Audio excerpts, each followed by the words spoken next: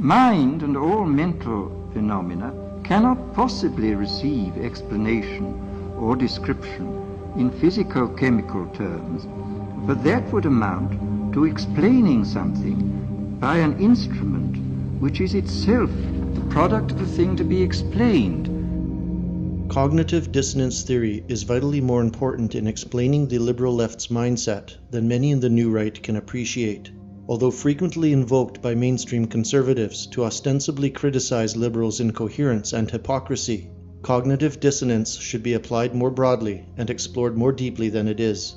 According to psychologists, the dissonance produced in the mind when holding mutually exclusive beliefs causes a unique form of mental trauma. Facts and opinions which challenge, for instance, one's self-identity or long-held conventional wisdom can, according to research, result in agony for the afflicted, producing a feeling of desperation akin to starvation or intense thirst. Unsurprisingly then, the resulting discomfort can push the sufferer to great lengths of irrational and extreme behavior in order to obtain relief. Understanding cognitive dissonance, therefore, can assist in explaining our cultural opponents' aggressiveness and, given the increasing unreality of postmodern Western society, their increasingly toxic and desperate behavior. A basic theme within cognitive dissonance literature is that the brain cannot stand sustained ideational conflict. So hard does the brain work towards resolving it, its neural circuitry will actually employ faulty reasoning in order to shut down the distress. When presented with contradictory positions, it will in effect blind itself to them, for instance, by eliminating the new conflicting belief while clinging to the challenged one. Referring to this characteristic of mind as our totalitarian ego, psychologist Anthony Greenwald writes that the mind's biases are firmly enslaved to the ego's greater central design, such as one's self-image as a humanitarian or morally righteous person. This helps explain much of the liberals' hyper-defensive reaction towards evidence regarding racial differences, for example. Political psychology professor Drew Weston has found that the same brain circuits activating biased reasoning are the very same which operate in those of drug addicts while getting high. Like junkies, the cognitively conflicted will do anything to return to a state of comfort and euphoria. Their minds will employ numerous stress responses when, for instance, long-held beliefs or self-image are challenged, such as avoiding the conflicting evidence in question and its source, resorting to self-denial or magical thinking, and even intentionally misremembering or suppressing past experiences and observations. Then, when confronted by ideological opponents, the afflicted can resort to convoluted fantastical arguments, to hostile or nakedly diversionary ones. As cognitive dissonance expert Margaret Heffernan states, humans are prepared to pay a very high price to preserve their most cherished ideas. The case studies which establish cognitive dissonance theory bear many of these hallmarks. In the 1950s, psychologist Leon Festinger became intrigued with a news story about a doomsday cult, whose leader claimed she had received messages from a UFO about an impending flooding of the Earth. Festinger was struck by the question of what would happen when a deeply held belief was refuted by events. Posing as a believer, he began attending the group's meetings, including what became the final meeting on the eve of the world's end. When no floods came, the cult's founder miraculously received a new message, that due to their virtuosity, the world had been saved. As he wrote in his book about the case, entitled "When Prophecy Fails," far from being unswayed, the cult felt joyous that their belief system still remained intact, and became even more adamant in their convictions. Those researching the foundations of cognitive dissonance often cite the work of the late Harvard psychologist B.F. Skinner when explaining various biases that can occupy the mind. A pioneer of what is now referred to as positive-negative reinforcement, Skinner conducted experiments in the 1930s, wherein he placed a hungry rat inside a box with a lever which, when pressed, delivered food. The rodent soon learned to associate the action with the reward. Different colored lights were then introduced, with the rat receiving food only when a certain light was on. Whenever the rat pressed the lever at the correct time, it received food, and when it did not, it received an electric shock.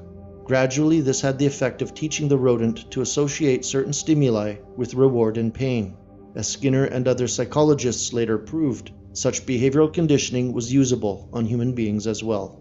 Years later, after applying this model of behavioral modification to personal views and opinions, psychologist Judson Brewer stated that the more positive and negative reinforcement is repeated, such as publicly praising and scolding someone, humans could be made to internalize specific social views or develop a predisposed lens through which to see the world. Over time, the subject becomes no longer aware of these filters, and simply believes that his view of things is independent and self-determined. There are two dissonance-inducing stress responses acknowledged by analysts, which also deserve greater understanding. The active mind's ability to adjust value to challenging cognitions, and its capacity to add novel cognitions to outweigh challenging ones, the study of which will hopefully explain how white liberals, who do not betray their own observational faculties, while internally acknowledging innate race differences, can nonetheless zealously pursue the equality is right, diversity is our strength anti-Western worldview. Regarding the former, intellectually dishonest white liberals may adjust down the importance that IQ disparities play in society, thereby reducing their discomfort by explaining how they can be overcome through better diet in childhood or increased investment in inner urban education. This reduces the cogdis between the competing views that they internally acknowledge, while sustaining the more socially acceptable equality-diversity worldview. In the latter, similarly situated white liberals will add new cognitions, for instance, by adopting the notion that regardless of the reality of race, European nationalists only wish harm towards non-whites and therefore must be countered socially and politically. Again, the mental anguish of dealing with these uncomfortable choices is therefore resolved. Although blocking out evidence disruptive to one's sense of self can, in theory, also apply to European cultural advocates, it is important to note why it's largely a white liberal phenomenon. Such persons operate in a constant state of neurotic discomfort and uncertainty. Upon observing wildly different behavioral patterns of, let's say, POCs in public or the workplace, tracking the disparate levels of black achievement in school and professional life, or experiencing instances of anti-white intimidation and violence, for white liberals, these pose challenges to their worldview, which they then can only find relief from via the politically correct explanations of systemic racial inequality or white privilege. This simply doesn't apply to white advocates. Although extensive, our daily discomforts are not neurotic, relating to very real, uncontrived worries, such as the concern for our families' futures or the continuance of our people and culture. None of these are pathological sensibilities. Furthermore, the collective engineering of attitudes is simply too difficult to graft onto white advocates. Despite some group spaces where the echo chamber effect has had a restrictive influence, whatever the reason, European cultural advocates most often carry the critical faculties needed to avoid general social conditioning, whether this is due to a greater awareness of personal subversion, a natural intolerance to opinions based on faith, or simply due to a healthy genetic ethnocentric tendency in some Europeans to recoil from ideas hostile to their group self-interest. Present-day white advocates are keenly indisposed to any social conditioning. The institutional foundations that undergird white liberal worldviews are now legion, and at present, the equality-diversity paradigm reigns supreme inside every major establishment in the West. Numerous sources, particularly the mainstream media, operate daily to provide the reinforcement, assurance, and social pressure that white liberals need to stay on point. Needless to say, this full-spectrum support for cognitive dissonance simply does not apply to European nationalists, for we now no longer control and direct Western institutions, whose values were fundamentally altered to oppose European cultural protections. Nor do we as a group subscribe to the postmodern orthodoxies' notions of respectability, virtue signaling, or approved social association, because in the face of these institutional threats, we were forced to build new ideals upon intellectually serious, pragmatic concepts. In summation, although paper-thin and routinely challenged, the white liberal paradigm rests on a flimsy foundation, one that requires continuous maintenance and institutional endorsement. By contrast, the realist worldview of European advocates is given no cultural assistance, having no social benefits, only the bracing satisfaction of living in accordance with the truth and being loyal to it gives us the sense of well-being that we need in this existential war. And, as in all things modern, there is a cautionary apologue.